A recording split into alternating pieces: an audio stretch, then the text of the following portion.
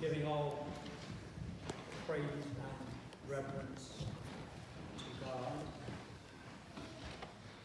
to all the dignitaries that are present here this afternoon, and that's each and every one of you. You're all dignitaries. I'd like to thank Sister Etta for and her committee for asking me to come this afternoon. When she contacted me, she said, "I'm not asking you to preach." I reminded her that I am a preacher. So I'm not preaching. But you can say amen if you like. As I thought, what could I possibly say that is going to help someone here today? And I looked at your theme, empowering the next generation.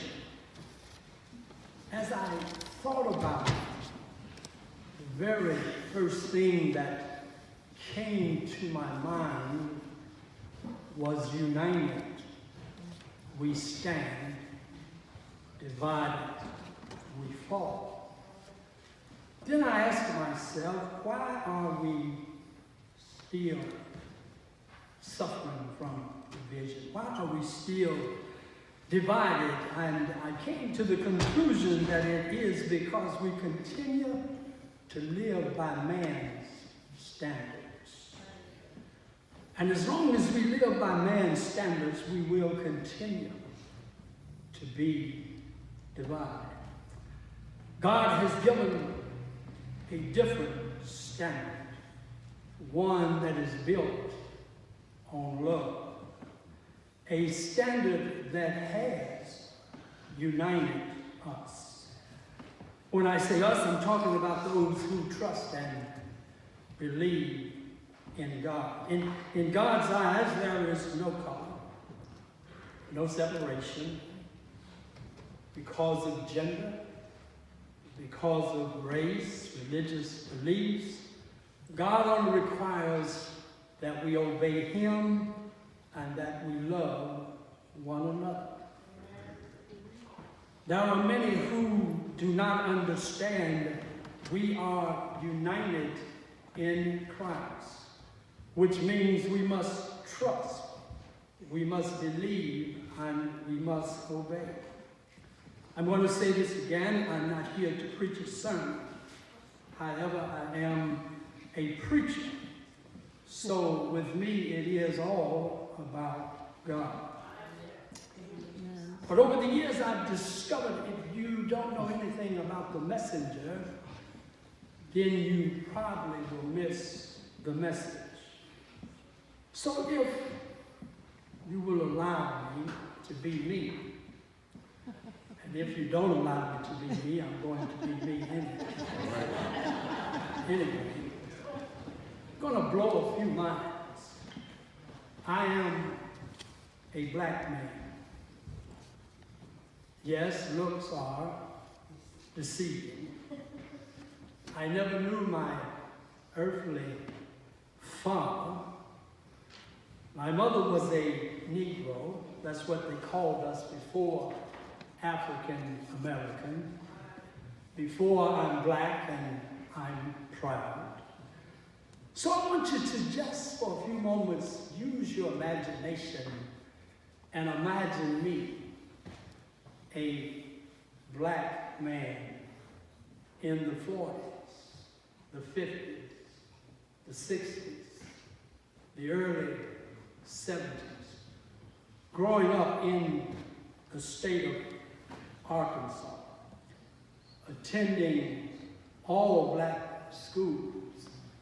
They integrated the schools in Arkansas in 1957. It was 1967 before that integration took place in my hometown, which is Hot Springs, Arkansas. After graduating from high school, joining the United States Army, being sent to Vietnam at 19 years old. Not once, but twice. Imagine me, a black man, looking like a white man, and God has commanded me to love every man. I never was around a lot of white people until I was 19 years old when I joined the Army. Me, black, looking white, who has been told by God to love every man. Sent to war not once, but twice.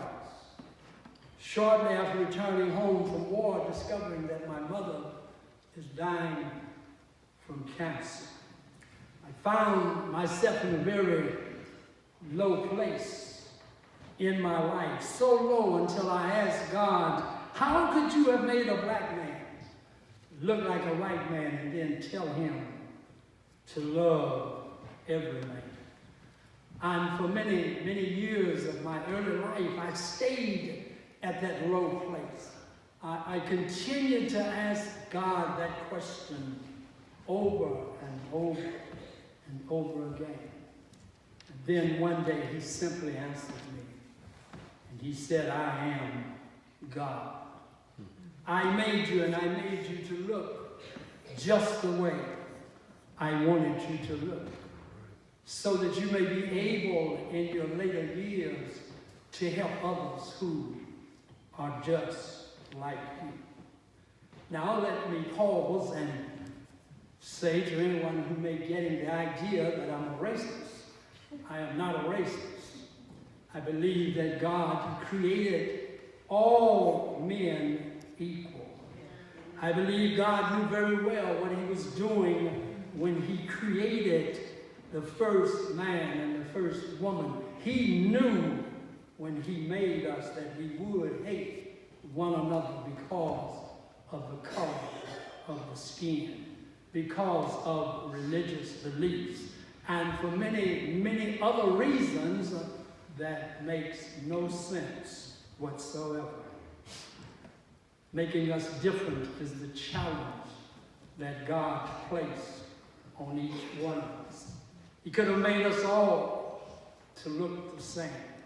He could have made us all to think the same. He could have made us all to love the same.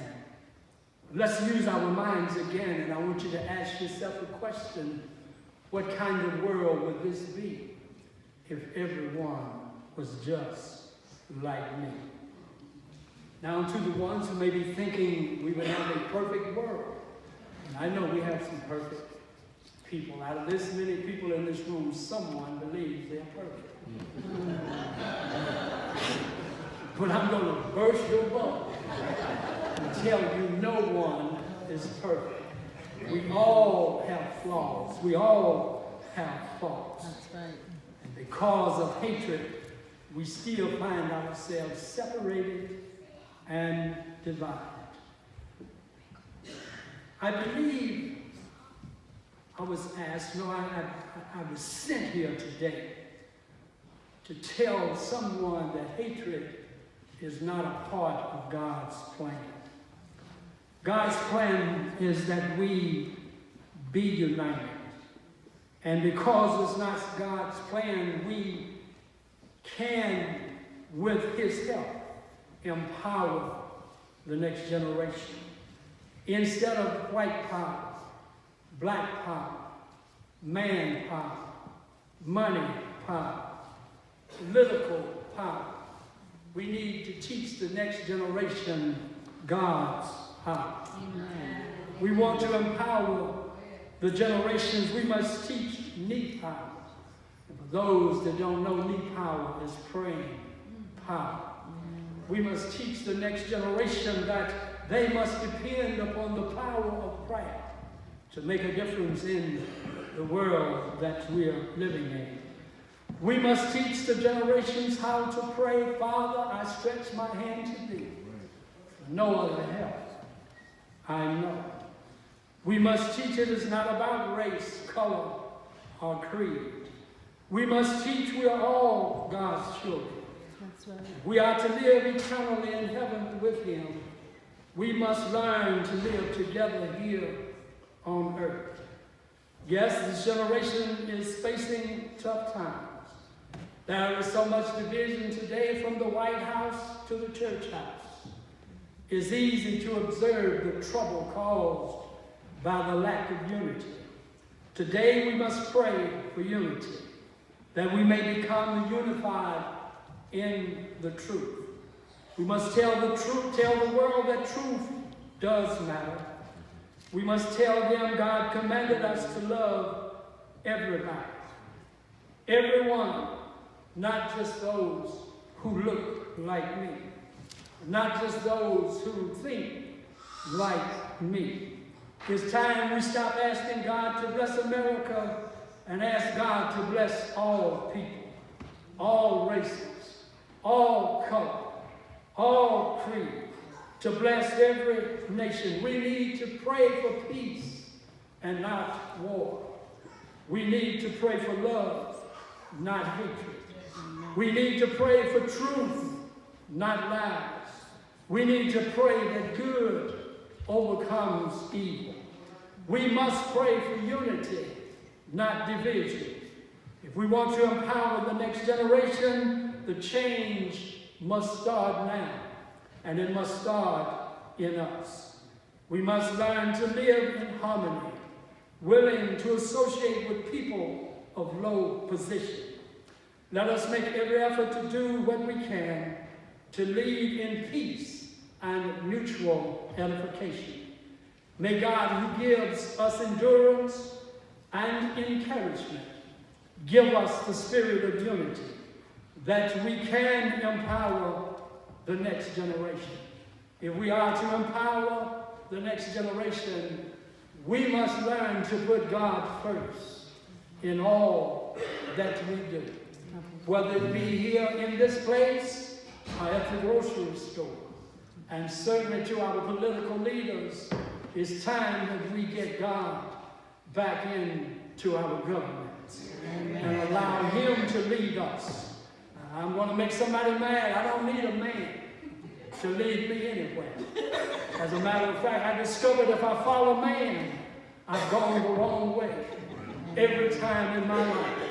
But when I follow God, when I allow God to be the leader in my life, and you're looking at a man that's probably made every mistake that could have ever been made, I'll even wonder myself, God, how in the world could you call me to preach to your children? How could you call me to lead a congregation of people? And God just simply said to me, I can use anybody. Amen. I'm saying to you today, allow God to use you. God bless and God keep you.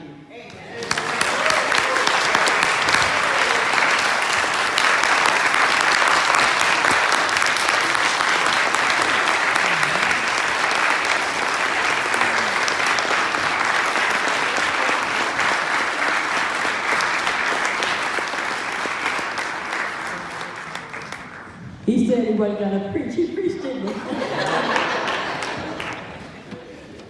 I don't remember telling him not to preach. But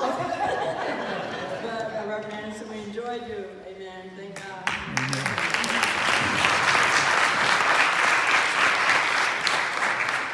Amen. So many years we had a conflict with schedule, so this year we put it a week earlier, and they were a Second Baptist who were able to come. We enjoyed the choir too. Thank you for coming. Okay, so Mrs.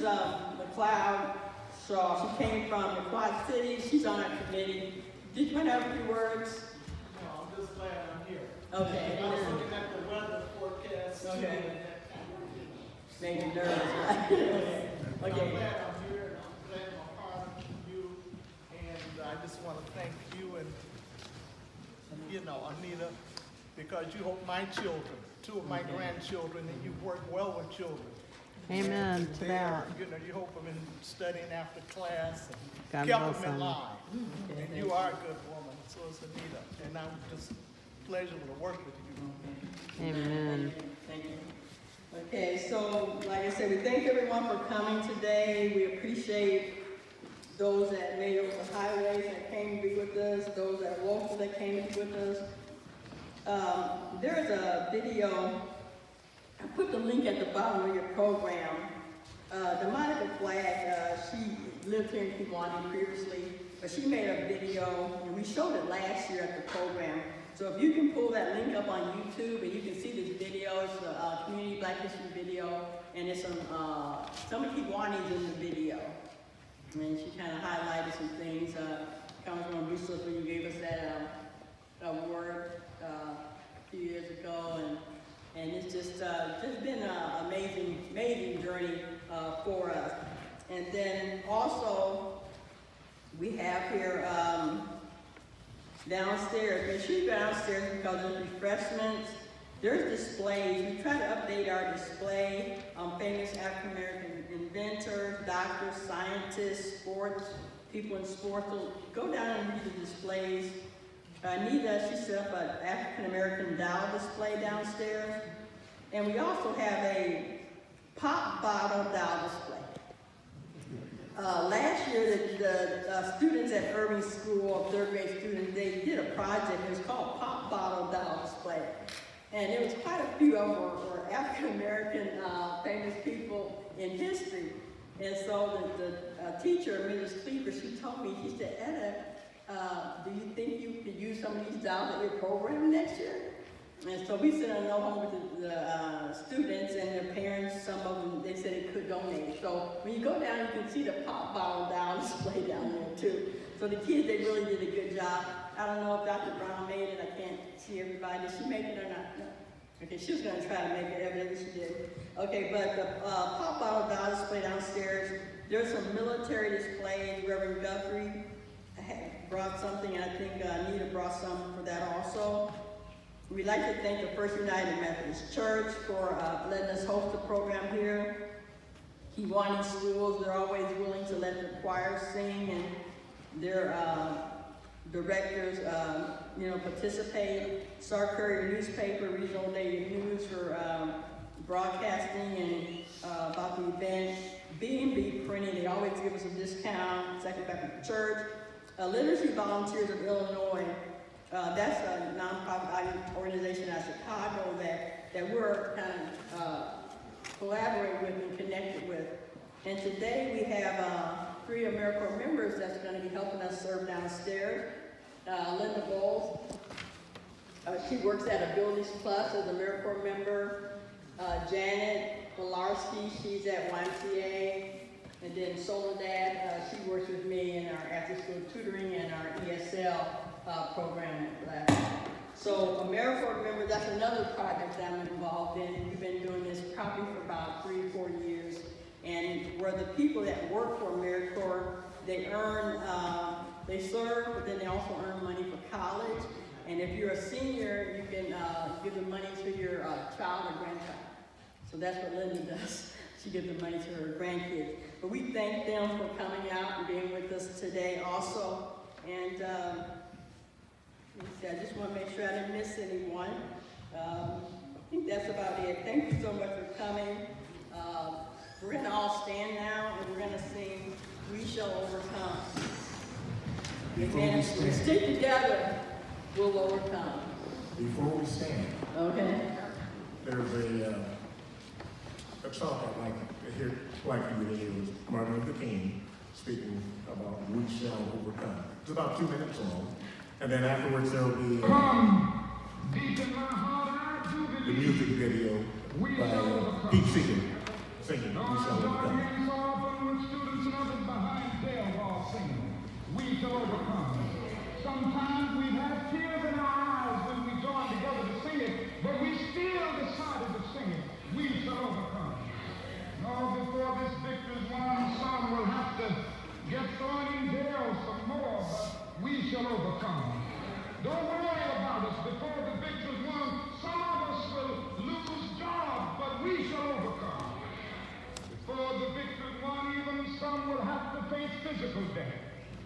Physical death is the price that some to free their children from a permanent psychological death. Then nothing shall be more redemptive. We shall overcome. For the victory won, some will be misunderstood and called bad names and dismissed as rabble-rousers and agitators. But we shall overcome. And I'll tell you why. We shall overcome because the arc of the moral universe is long, but it bends toward justice. We shall overcome because Carlyle is right. No lie can live forever. We shall overcome because William Cullen Bryant is right. Truth crushed the earth will rise again. We shall overcome because James Russell Lowell is right. Truth forever on the scaffold, wrong forever on the throne. Yet that scaffold sways the future.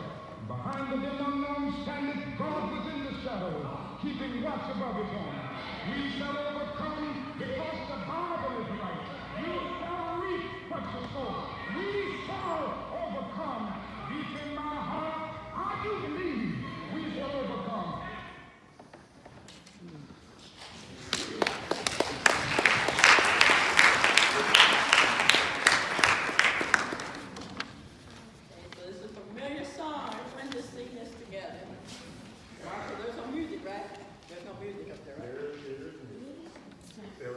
There's some audio, some narrative first, but there's music. Okay, well, we'll just sing. Everybody know it, right? Everybody know it. Okay, we'll just sing. Okay. We shall overcome. We shall overcome. We shall overcome someday.